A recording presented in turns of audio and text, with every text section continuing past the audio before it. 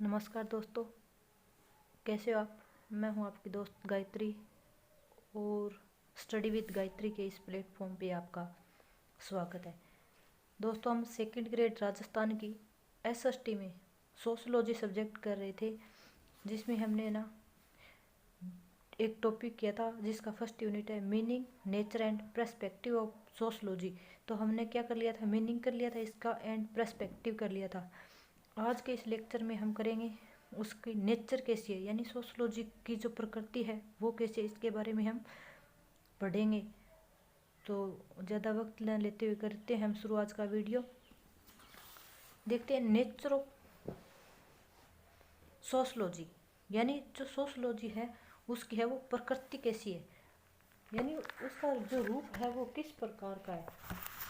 कुछ विद्वान है ना सोशोलॉजी को एक विज्ञान मानते हैं, और जबकि कुछ है ना इसको क्या मानते हैं, एक सामान्य विज्ञान मानते हैं। यानी कुछ लोग तो इसको एक मतलब स्पेसिफिक साइंस मानते हैं, और कुछ इसको क्या मानते हैं, एक जनरल साइंस मानते हैं। तो कुछ विद्वान समाजशास्त्र को विज्ञान मानते हैं, जबकि कुछ जो फिलोसफर या जो सोशोलॉजिस्टिक है, जो कुछ समाजशास्त्री है, वो इसे क्या मानते हैं, अध्ययन की मानवीय शाखा समझते हैं। क्या समझते हैं, अध्ययन की मानवीय शाखा समझते हैं।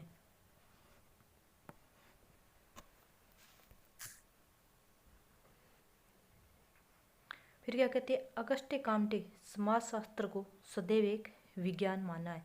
ये अगस्टे काम्टे समाजशास्त्र को क्या मानते हैं, यानी कि एक विज्ञान मानते हैं।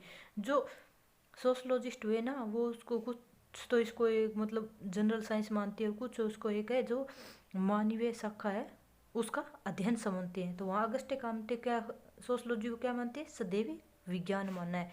क्योंकि जो सोशोलॉजी है ना उसका जनक किसे माना जाता है, अगस्टे काम्टे को, और उन्होंने एक इसे स्वतंत्र विज्ञान माना है।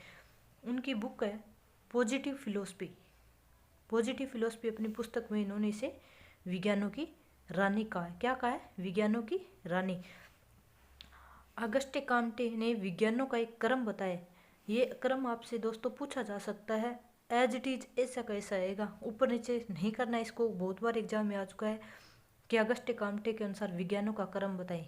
तो सबसे पहले आएगा मैथमेटिक्स, फिर आएगा एस्ट्रोनॉमी, फिर भौतिक विज्ञान, रसायन विज्ञान, प्राणी विज्ञान, फिर आएगा समाजशास्त्र, फिर आएगा आचार शास्त्र। तो इसको हमने एक ट्रिक बनाई है, किस याद रखेंगे इसको, मैथमेटिक्स हो गया पहला, फिर क्या हो गया, एस्ट्रोनॉमी हो गया, फिर हो गया फिजिक्स, केमिस्ट्री, जूलॉजी, सोशलॉजी और आचार शास्त्र। तो इसकी ट्रिक क्या है, माँ पीसी जूस आचार। क्या है, माँ पीसी जूस आचार। इससे ना आप इसका क्रम याद रख सकते हैं। फिर समाजशास्त्र एक विज्ञान, जो समाजशास्त्र है ना उसको विज्ञान मानने वाले प्रमुख विद्वान कौन कौन से हैं, उनमें प्रमुख नाम आएगा अगस्ते काम्टे का, इमाइल दुर्खिम का, मैक्स वेबर का, पेरेटो का एवं पार्सन्स का। इन्होंने ना इसकी डेफिनेशन दी है कि समाजशास्त्र एक विज्ञान कैसे है। इसके बारे में सर्वप्रथम लैंडिस महोदय क्या कहते हैं, विज्ञान विज्ञान ही है। क्या है, साइंस इज अ साइंस, चाहे वह भौतिक शास्त्र में हो या समाजशास्त्र में। उन्होंने कहा है कि साइंस साइंस है, उसका रूप चाहे कैसा भी हो, चाहे उसे सोशोलॉजी में लिया जाए या फिलोसफी में लिया जाए, किसी के सब्जेक्ट के अंदर लिया जाए, वो क्या है, एक समाज ही है, यानी वो एक साइंस ही है। फिर दूसरी डेफिनेशन देखेंगे हम कार्ल पियर्सन के अनुसार। कार्ल पियर्सन क्या कहते हैं, सभी विज्ञानों की एकता उसकी पद्धति में है, न कि उसकी विषय वस्तु में। यानी जो उसका स्ट्रक्चर है वो कैसा है, न कि उसका सब्जेक्ट मैटर, उसी में उसकी जो है वो विषय वस्तु में है, ना कि उसकी पद्धति में। यानी दोबारा देखेंगे, सभी विज्ञानों की एकता उसकी पद्धति में है, न कि उसकी विषय वस्तु में। फिर थर्ड डेफिनेशन देखेंगे टीएच ग्रीन। टीएच ग्रीन क्या कह रहे हैं, विज्ञान का अर्थ है तथ्यों की खोज करने वाले तरीकों से लिया जाता है। यानी साइंस में है ना जो फैक्ट्स है उनको है ना यानी कि उनको खोजा जाता है, उनका आविष्कार किया जाता है उन तरीकों से है, बर्नार्ड मोदिया ने क्या कहा है? उन्होंने विज्ञान की परिभाषा 6 प्रक्रियाओं के रूप में की है। कौन कौन सी है?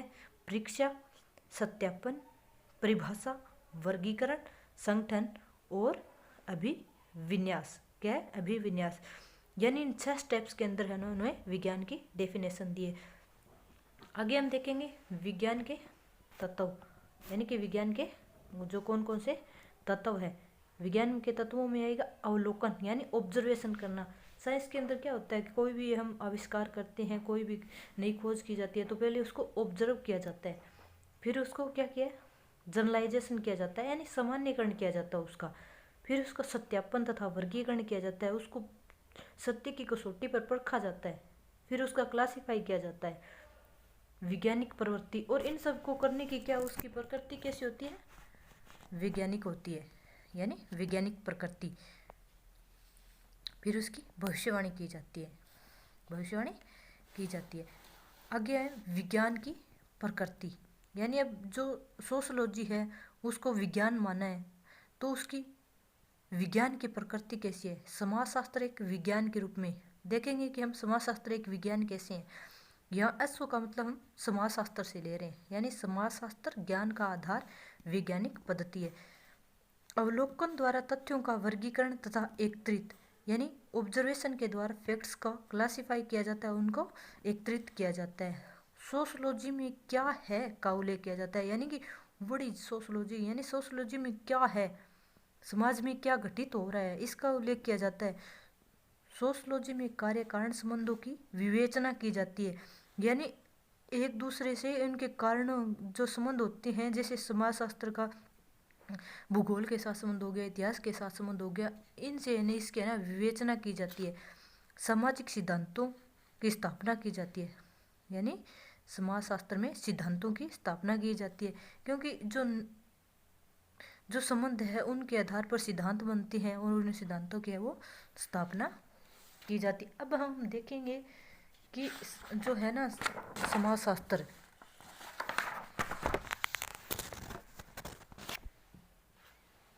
समाजशास्त्रीय सिद्धांतों की पुनर्परीक्षा संभव है। क्या संभव है? समाजशास्त्रीय सिद्धांतों की पुनर्परीक्षा संभव है, यानी जो सिद्धांत बनते हैं ना उनको दोबारा से उनमें संशोधन किया जा सकता है। समाजशास्त्र के सिद्धांत यूनिवर्सल है, यानी कि जो अगर कोई सिद्धांत इंडिया में बन गया, जैसे कि मतलब एक एज के बाद मनुष्य है ना उसके विचारों में भिन्नता आ जाती है, जैसे वो अगर जवानी में है तो उसके विचार है ना कुछ अग्रेसिव होंगे, और अगर वो वृद्धावस्था की ओर जाएगा तो उसके विचार है ना कुछ धार्मिक प्रवृत्ति के हो जाएंगे। तो ये यूनिवर्सल ट्रूथ है, क्योंकि इसको किसी भी देश के ऊपर या किसी भी भौगोलिक सीमा के अंदर इसको ट्राई किया जा सकता है। भविष्यवाणी करने की क्षमता, हाँ, क्योंकि भविष्यवाणी की जा सकती है। जो विज्ञान मानने वाले हैं उनका कहना है कि समाजशास्त्र में भविष्यवाणी करने की क्षमता है। हम प्रेजेंट में जो हमारी परिस्थिति है उसको देखकर है ना अंदाजा लगा सकते हैं कि आज अगर मनुष्य का जो नैतिकता का स्तर गिर रहा है तो हो सकता है कि इसके 2-4 साल बाद में ये और ज़्यादा गिर जाए, या अगर हम हमारी प्रवृत्ति धार्मिक होती जा रही, अहिंसक प्रवृत्ति के हम हैं, तो समाजशास्त्री ये कह सकते हैं कि हमारी जो भावी पीढ़ी है वो भी अहिंसक ही होगी। इस प्रकार इसकी भविष्यवाणी की जा सकती है। समाजशास्त्र विज्ञान नहीं है। अब जो वो समाजशास्त्री है जो इसको विज्ञान नहीं मानते, कौन कौन से उनमें? रॉबर्ट बिस्टिड, बोटोमोर और C.W. मिल्स। कौन कौन से? Robert बिस्टिड, C.W.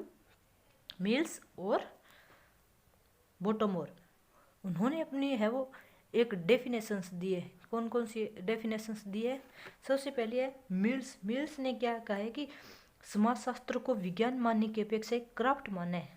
उन्होंने समाजशास्त्र को विज्ञान नहीं माना है बल्कि एक क्राफ्ट माना है, यानी हमारा ये आइडियाज होते हैं या हमारी क्रिएटिविटी माना है, क्राफ्ट माना है, कला माना है, ना कि उसको विज्ञान। बिरस्टेड क्या कहते हैं?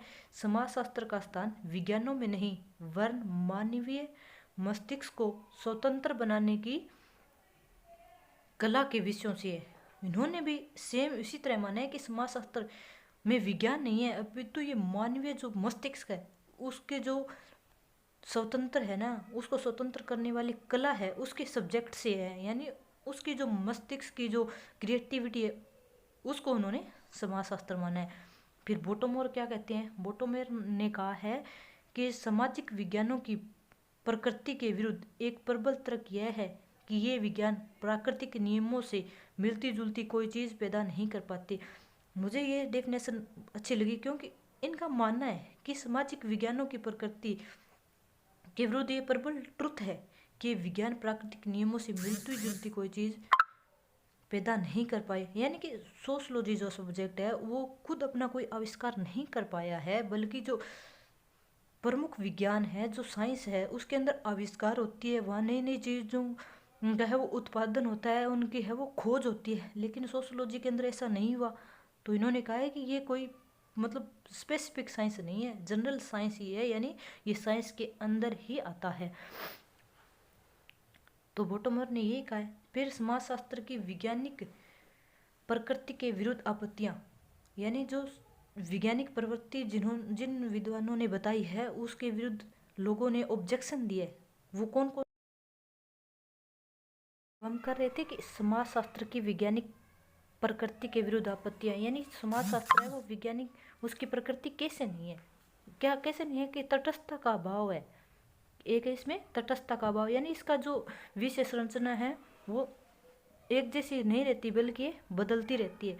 सामाजिक घटनाओं की गतिशील प्रकृति, हमारा समाज है कभी भी एक जैसा नहीं रह सकता, बल्कि जो इसकी जो घटनाएं हैं वो गतिशील रहती है, यानी डायनामिक प्रकृति है इसकी। सामाजिक घटनाओं की जटिलता, जो समाज की जो ताना बाना है वो जटिल है, इसकी इतना आसानी से उसकी व्याख्या नहीं की जा सकती।